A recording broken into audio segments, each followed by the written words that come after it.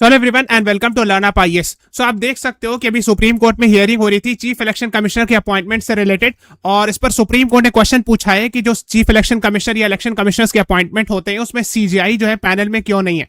इससे रिलेटेड सारी चीजें जानेंगे, हम लोग डिस्कस करेंगे। एक पास जजमेंट था सुप्रीम कोर्ट का जिसमें सुप्रीम कोर्ट ने पास किया था ऑर्डर और कहा था कि सीजीआई भी रहेंगे पैनल सिलेक्शन पैनल में, जिसमें chief election commissioner election commissioner को अपॉइंट किया जाता है। लेटर ऑन पार्लियामेंट ने उस पर लॉ बनाया था।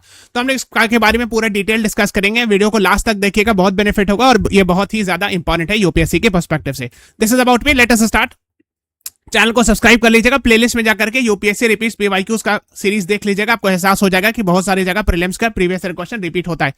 learnupies.com की वेबसाइट पर जाकर के ब्राउज कोर्सेज करके आप दोनों इंग्लिश और इंग्लिश का कोर्सेज देख सकते हो। डेमो वीडियोस भी अवेलेबल है।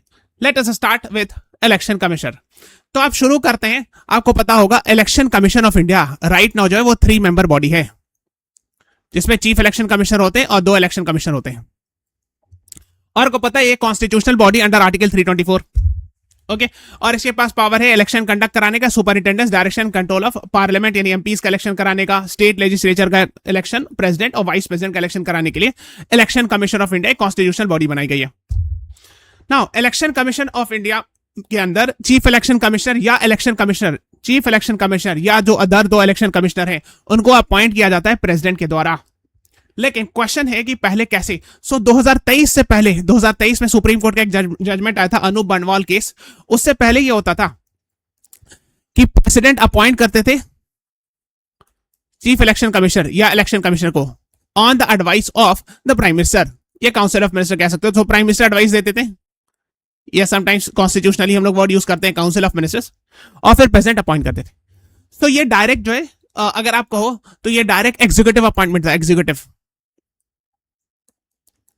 Appointing the chief election commissioner और इलेक्शन कमिश्नर। ओके, नाउ अब देखो क्या होता है। अनूप बनवाल केस आता है 2023 में। ना इसको समझने से पहले आपको 2 चीज समझना है। आपको पता है इंडिया में बहुत सारे पास सुप्रीम कोर्ट के जजमेंट्स हैं, और आपको ही पता होगा कि अगर डेमोक्रेसी को इंश्योर करने के लिए सबसे इंपॉर्टेंट चीज है फ्री एंड फेयर इलेक्शन। अगर ये नहीं होगा तो डेमोक्रेसी नहीं रहेगी। तो फ्री एंड फेयर इलेक्शन का मतलब इसलिए बहुत इंपॉर्टेंट है कि चीफ इलेक्शन कमिश्नर और इलेक्शन कमिश्नर को पूरा प्रोटेक्शन मिले। कैसा प्रोटेक्शन? ये इंश्योर किया जाए कि न्यूट्रल रहे। तो इसमें कहा जाता है कि 2 चीज सबसे ज्यादा इंपॉर्टेंट है, एक अपॉइंटमेंट प्रोसेस और एक है रिमूवल प्रोसेस। इन अपॉइंटमेंट ऐसा हो जो कि न्यूट्रल अपीयर हो एटलीस्ट, ये कहा जाता है, और रिमूवल भी ऐसा हो कि वो न्यूट्रली हो। यानी ऐसा नहीं हो कि चीफ इलेक्शन कमिश्नर या इलेक्शन कमिश्नर कुछ किया फॉर इमीडिएटली अगले दिन रिमूव कर दिया गया उसको, तो वो एक्चुअली न्यूट्रल होकर के फैसला नहीं कर पाएगा कोई भी चीज का। ओके, तो अभी जो हम लोग बात करें वो अपॉइंटमेंट से रिलेटेड। आप जानते हो रिमूवल प्रोसेस कैसे होता है, वी विल डिस्कस, थोड़ा सा हम लोग इसको भी डिस्कस कर लेंगे। तो अभी हम लोग अपॉइंटमेंट से रिलेटेड बात कर रहे हैं। तो पहले इस तरह होता था कि डायरेक्टली प्राइम मिनिस्टर एडवाइस करते थे प्रेसिडेंट को, और फिर प्रेसिडेंट जो है वो चीफ इलेक्शन कमिश्नर या इलेक्शन कमिश्नर को अपॉइंट करते थे। लेकिन इसमें जैसा कहा जाता था, बहुत सारे क्रिटिसिज्म ये थे कि कॉन्फ्लिक्ट ऑफ इंटरेस्ट है, इन द सेंस कि जब नेक्स्ट इलेक्शन होगा तो इसी चीफ इलेक्शन कमिश्नर को, नेक्स्ट इलेक्शन होगा तो एक साइड प्राइम मिनिस्टर होंगे और एक साइड जो लीड अपोजिशन होगी वो लोग इलेक्शन लड़ेगी, और चीफ इलेक्शन कमिश्नर को न्यूट्रली इलेक्शन कंडक्ट कराना है। तो इसीलिए कहा जाता था इसमें इस प्रोसेस की क्रिटिसिज्म होती थी कि कोई और न्यूट्रल प्रोसेस हो appointment of chief election commissioner का। ओके, तो अनूप बनवाल case versus union of India 2023 में सुप्रीम कोर्ट ने फैसला सुनाया कि प्रेसिडेंट अपॉइंट करेंगे, प्रेसिडेंट अपॉइंट करेंगे वो सही है चीफ इलेक्शन कमिश्नर या जो अदर 2 इलेक्शन कमिश्नर को on the advice of a selection committee. तो एक सेलेक्ट कमिटी बनाई जाएगी, उसमें सिर्फ प्राइम मिनिस्टर ही नहीं रहेंगे, प्राइम मिनिस्टर रहेंगे, leader of opposition in Lok Sabha और चीफ जस्टिस। सो प्रेसिडेंट कैसे अपॉइंट करेंगे? On the advice of select committee, और उस सेलेक्ट कमिटी में 3 मेंबर रहेंगे। पहला प्राइम मिनिस्टर, दूसरा leader of opposition in Lok Sabha, और तीसरा सीजीआई। अब आप देखोगे इसको थोड़ा न्यूट्रल इसलिए माना गया कि आप देखोगे एक जो है गवर्नमेंट साइड से, एक अपोजिशन साइड से और एक जुडिशरी के साइड से। तो ये रिकमेंड करेंगे अपॉइंटमेंट टू द प्रेसिडेंट और फिर प्रेसिडेंट अपॉइंट करेंगे chief election commissioner two election commissioner. Okay, exactly यही चीज है, रफली सिमिलर एग्जैक्टली आप सकते हो जो सीबीआई के डायरेक्टर के अपॉइंटमेंट में यही होता है। उसमें पुराना जजमेंट था, विनीत नारायण केस कहते हैं इसको, Vineet Narayan case supreme court का जजमेंट था 1990s का, उसके रिकमेंडेशन पे बनाया गया। सीबीआई के डायरेक्टर का आज भी अपॉइंटमेंट इसी तरह होता है, प्राइम मिनिस्टर होते हैं, लीडर ऑफ अपोजिशन लोकसभा और सीजीआई होते हैं। ओके, तो उसके बाद क्या हुआ, जस्ट जब ये सुप्रीम कोर्ट का फैसला आया अनूप बनवाल केस, उसके जस्ट बाद पार्लियामेंट ने कानून बनाया और उसमें लिख दिया गया chief election commissioner other election commissioners appointment condition services act 2023। अब इसमें क्या प्रॉब्लम थी, इसमें था ये कि प्रेसिडेंट अपॉइंट करेंगे चीफ इलेक्शन कमिश्नर और अदर 2 इलेक्शन कमिश्नर को, लेकिन और किसके द्वारा, सेलेक्ट कमेटी के द्वारा। और इसमें क्या लिखा था, इस सेलेक्ट कमेटी में प्राइम मिनिस्टर रहेंगे, लीडर ऑफ अपोजिशन रहेंगे लोकसभा में, और एक कैबिनेट मिनिस्टर रहेंगे। तो सीजीआई को हटा के कैबिनेट मिनिस्टर कर दिया गया, सीजीआई को हटा के कैबिनेट मिनिस्टर कर दिया गया ना। अब देख सकते हो यहां, है ना, selection committee will consist of prime minister, union cabinet minister और लीडर ऑफ अपोजिशन और leader of the largest party. देखो लीडर ऑफ लार्जेस्ट पार्टी इसलिए लिखा है कि लीडर ऑफ अपोजिशन होने के लिए एटलीस्ट 10% ऑफ 543 सीट्स होना चाहिए, यानी मिनिमम 55 एमपीज होने चाहिए। तो लास्ट टाइम एक बार हम लोगों ने देखा था कि कांग्रेस को इवन 55 एमपीज भी नहीं था, तो फिर ये टर्म ऐड किया गया। ये 10% रूल को मावलांका रूल कहते हैं, आप जानते हो, ये यूपीएससी प्रीलिम्स का क्वेश्चन भी है कि अगर आपको लीडर ऑफ अपोजिशन रखना है लोकसभा में तो कम से कम 54.3 यानी 55 लोकसभा एमपीज होने चाहिए। तो इसीलिए ऐसे लिखा जाता है कि अगर 55 एमपीज नहीं है तो जो भी अपोजिशन सबसे लार्जेस्ट अपोजिशन पार्टी है उसके लीडर रहेंगे। अब देखो इसमें क्या किया गया, सिर्फ सीजीआई, यहां पे सीजीआई को हटा के यूनियन कैबिनेट मिनिस्टर कर दिया गया इस पार्लियामेंट के बिल के द्वारा। और ऐसा कहा जाता है कि ये जो है ये कॉन्स्टिट्यूशन बेंच का ऑर्डर था। कॉन्स्टिट्यूशन बेंच आप जानते हो कि मिनिमम 5 जजेस जो होते हैं, सो 5 जज बेंच का ऑर्डर था। अगर आप आर्टिकल 145 क्लॉज 3 पढ़ोगे तो इसमें लिखा हुआ है ना, कॉन्स्टिट्यूशन बेंच से रिलेटेड है। ओके, तो ये होता है ना कि chief election commission other election commission bill ये पास हो जाता है और इसमें कर दिया जाता है प्राइम मिनिस्टर, सीजीआई की जगह यूनियन कैबिनेट मिनिस्टर और लीडर ऑफ अपोजिशन। अब देखो इसमें क्या है कि प्राइम मिनिस्टर और कैबिनेट मिनिस्टर तो उन्हीं के प्राइम मिनिस्टर है ना, तो जनरली 2:1 हो जाएगा। अगर अपोजिशन अपोज करेंगे ये दोनों गवर्नमेंट का ही बात चलेगा, तो वो जो पुरानी बात थी वही आ गई दोबारा, इनडायरेक्टली आप कह लो, है ना। और एक चीज कहा गया कि चीफ इलेक्शन कमिश्नर और अदर इलेक्शन कमिश्नर्स की सैलरी जो है कैबिनेट सेक्रेटरी की सैलरी की इक्विवेलेंट रहेगी। पहले सैलरी ऑफ सुप्रीम कोर्ट जज की इक्वल हुआ करती थी 1991 एक्ट के तहत। I hope it is clear, है ना। अब देखो अगेन उसको चैलेंज कर दिया गया इसी बिल को, और अभी सुप्रीम कोर्ट ने मई में इस बार हियरिंग की। सुप्रीम कोर्ट ने कहा कि क्या जब ये बिल पास हुआ था तो क्या प्रॉपर डिबेट हुआ था, बिकॉज सिर्फ बिल पास करना इज नॉट इंपॉर्टेंट, है ना। जिसको हम लोग, अगर आप पॉलिटिकल साइंस के स्टूडेंट हो तो आप जानते होगे, है ना। इसको कहा जाता है ना कि कॉन्सोसिएशनल डेमोक्रेसी, यानी कंसेंसस, लोग से बातचीत राय लेकर के ना, डिस्कशन, है ना, डेलिबरेटिव डेमोक्रेसी, ये सब वर्ड लिखा था, यानी डेलिबरेशन हुआ था कि नहीं, है ना, डिस्कशन हुआ क्या था, ये सुप्रीम कोर्ट ने पूछा था। तो उसमें ऑपोजिशन लॉयर ने कहा था कि नहीं, उस टाइम पर जब बिल पास किया जा रहा था तो मास सस्पेंशन ऑफ एमपीज हुआ था, ऑपोजिशन एमपीज के बहुत सारे एमपीज को सस्पेंड कर दिया गया था। Supreme court asked if ethos of its 2023 judgement, वही अनूप बनवाल केस, क्या जो अनूप बनवाल केस का जो आइडिया है उसको फॉलो किया गया था कि नहीं। Took that appointment of members, है ना, आप देख सकते हो। तो इसमें जो है सीनियर एडवोकेट शाहजान फरासत साहब ने कहा कि तो उस टाइम पर जब बिल पास किया था उससे पहले बहुत सारे एमपीज को, अपोजिशन एमपीज को सस्पेंड कर दिया गया था, इसीलिए शायद प्रॉपर्ली डिबेट नहीं हुआ था, there was no proper debate, ये उन्होंने कहा। फिर उसके बाद क्या हुआ कि law minister replied the court asked us to frame a law. तो ये सब ठीक है। एडवोकेट प्रशांत भूषण जो एडीआर ने भी पिटीशन फाइल किया, आप जानते हो कि एडीआर बहुत फेमस इलेक्टोरल रिफॉर्म से रिलेटेड एनजीओ है ना। तो ये सब बात हुई थी कोर्ट में, है ना।